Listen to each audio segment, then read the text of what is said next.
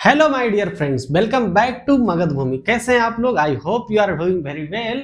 तो आज हम जानेंगे अधिक मास के बारे में कि ये अधिक मास कैसे बढ़ गया और हिंदू कैलेंडर और इंग्लिश कैलेंडर में इसके डिफरेंस क्या हैं, ये भी जानेंगे। तो चलिए फिर शुरू करते हैं।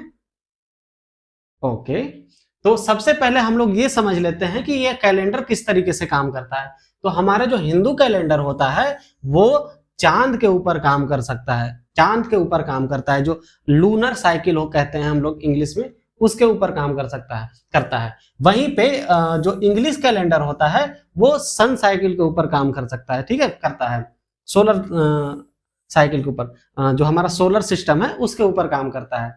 तो ये जो हमारा कैलेंडर होता है जिसके में कभी 28 दिनों का महीना आता है फरवरी में, फिर 30 दिन का, 31 दिन का, ये सोलर का जो क्या कहते हैं सिस्टम है उसके कैलेंडर में काम करता है। जो हम लोग जॉर्जियन कैलेंडर कहते हैं उसके में इस तरीके से दिन होता है। लेकिन वहीं पे हिंदू कैलेंडर की बात करें तो यहाँ पे जो दिन होता है वो 29 डेज का, 29.5 डे का फिक्स होता है हर महीना। जैसे अभी सावन चल रहा है, ठीक है, अभी अधिक मास चल रहा है, लेकिन सावन में जैसे अभी चल रहा है तो 29.5 डेज का वो महीना फिक्स रहता है। उसी तरीके से सावन के बाद भादो आता है, आश्विन आता है, कार्तिक आता है। तो ये सब जो महीने हिंदू कैलेंडर के होते हैं वो 29.5 डेज के फिक्स होते हैं, ठीक है। तो यहां तक आप समझ गए होंगे कि किस तरीके से काम करता है। तो हिंदू कैलेंडर जो होता है वो लूनर साइकिल के ऊपर काम करता है। उसी तरीके से इंग्लिश कैलेंडर, जिसको जॉर्जियन कैलेंडर कहते हैं, वो काम करता है सन साइकिल के ऊपर, ठीक है। अब आगे बढ़ते हैं। अब बात करते हैं कि ये बढ़ता कैसे है, जो हम लोग का अधिक मास हो जाता है, ये डेट कैसे, इतना दिन कैसे बढ़ जाता है। तो पुराने टाइम में ना जो हमारे साधु संत है जिन्होंने ये कैलेंडर बनाया था, तो उनको सन के बारे में भी नॉलेज था। जैसे आर्यभट्ट थे, ब्राह्महीरा थे, तो उनको एस्ट्रोलॉजी का काफी समझ था और उन्होंने उस टाइम पे ही बता दिया था कि धरती गोल है और उसको चक्कर लगाने में, सूरज के चक्कर लगाने में 365 डेज लगते हैं।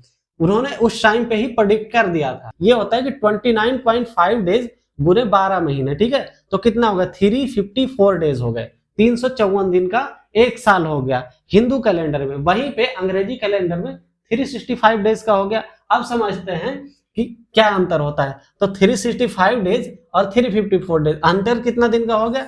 11 दिन का डिफरेंस आ गया, ठीक है। समझ गए यहां तक कि किस तरीके से हुआ। उसी तरीके से 2 साल में कितना हो जाएगा? 22 दिन का डिफरेंस आ जाएगा 2 साल में, राइट। तो ये 22 दिन का डिफरेंस बन गया। उसी तरीके से तीसरे साल में क्या होगा?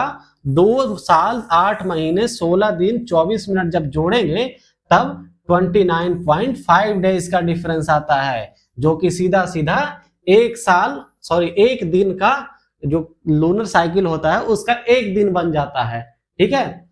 एक महीना बन जाता है, सॉरी, एक दिन नहीं, एक महीना बन जाता है।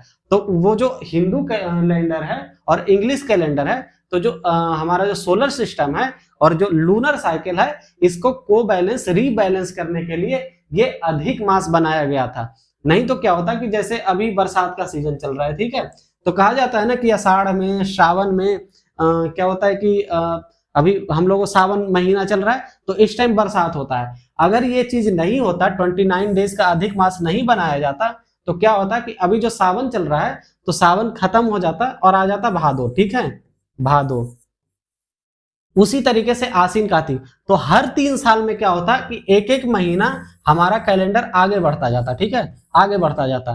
तो किसी टाइम में ऐसा होता कि अभी बैसाख चल रहा है, ठीक है, बैसाख चल रहा है, बैसाख में बारिश हो रहा है, तो हम लोग ना काफी ज्यादा कंफ्यूज हो जाते हैं समय को लेके, महीने को लेके कि किस महीने में बारिश होगा, क्या होगा, नहीं होगा। ये काफी कंफ्यूजन में हम लोगों को डाल देता है। तो उसी टाइम पे उन्होंने ये चीज को भाप लिया था, समझ लिया था।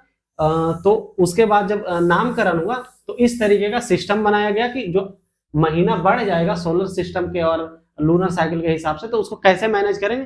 तो अधिक मास का कॉन्सेप्ट लाया गया और 29 दिन, 29.5 दिन बढ़ाकर एक महीना एक्स्ट्रा कर दिया गया, जिससे कि जो बैलेंसिंग है वो बनी रहे। हाँ, तो इस तरीके से हम लोगों का अधिक मास बढ़ जाता है। अभी फिलहाल में चल रहा है सावन, तो इसको सावन का अधिक मास कहेंगे। उसी तरीके से जो महीना चलता है उसको उस महीने का अधिक मास कहते हैं। ऐसा कहा जाता है कि सबसे ज्यादा जो रेयरेस्ट ऑफ द रेयर है वो आता है कार्तिक महीने का, जो लगभग 250 सालों में एक बार आता है, और वो सबसे ज्यादा ऑस्पिशियस माना जाता है उस महीने को, ठीक है, कार्तिक वाला जो होता है। तो अभी फिलहाल में जो चल रहा है, हम लोग का 18 जुलाई से अधिक मास शुरू हो गया है और ये 16 अगस्त तक चलेगा, उसके बाद खत्म हो जाएगा। फिर से 15 दिन का जो सावन बचा रहेगा पिछले पक्ष का, जिसको हम लोग कहेंगे शुक्ल पक्ष, वो शुरू होगा, उसके बाद सावन खत्म हो जाएगा, ठीक है। तो उसी तरीके से जब अगला अधिक मास आएगा वो शुरू होगा 17 मई 2026 से और 15 जून 2026 तक रहेगा। यह जेठ में पड़ेगा तो इसलिए इसको जेठ का अधिक मास कहेंगे। तो ये समझ लिया आपने कि इस तरीके से काम करता है, और अगला आने वाला जो होगा वो 2 साल 8 महीने 16 दिन और 24 घंटे के बाद जो अधिक मास है वो शुरू हो जाएगा। अब समझते हैं हमारे कैलेंडर को। तो हमारा जो कैलेंडर है ना वो 2080 में चल रहा है, ठीक है, 2080 विक्रम संवत 2080 के 80 में चल रहा है। जो हम लोग अभी का कैलेंडर है उससे 57 ईयर अहेड चल रहा है। तो यहां तक आपने समझ लिया कि किस तरीके से ये काम करता है और कैसे महीना बढ़ जाता है। आइए अब बात करते हैं इसके महत्वों के बारे में कि अधिक मास में क्या क्या महत्व है। तो सबसे बड़ा जो महत्व है वो है बिहार के नालंदा जिला में राजगीर एक जगह है, राजगीर एक जगह है, वहां पे ऐसा माना जाता है कि हम लोग के हिंदू में जो 33 कोटि देवी देवता हैं उनका निवास इस एक महीने में, अधिक मास के महीने में उनका निवास राजगीर में आ जाता है। राजगीर कौन सा वाला राजगीर? आप शायद पढ़े होंगे, जो हम लोग का मौर्यन काल और गुप्ता काल ये सब जब चल रहा था, जब भारत का, जब अखंड भारत का गठन हो गया था, तो उस टाइम पे गुप्त साम्राज्य का जो राजधानी पहला था, जो सबसे पहला राजधानी था वो राजगीर ही था, राजगीर ही था, ठीक है, वही वाला राजगीर ये है।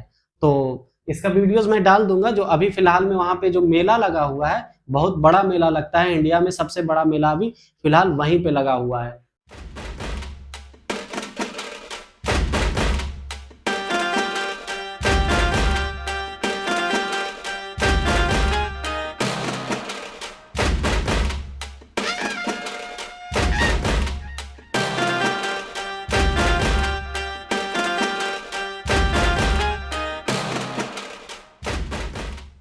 तो अधिक मास के ऊपर ये था एक छोटा सा वीडियो। आई होप आपको समझ में आया होगा। अगर समझ में आया है तो आप अपने दोस्तों के साथ भी शेयर करें, उनको भी बताएं कि ये किस तरीके से काम करता है।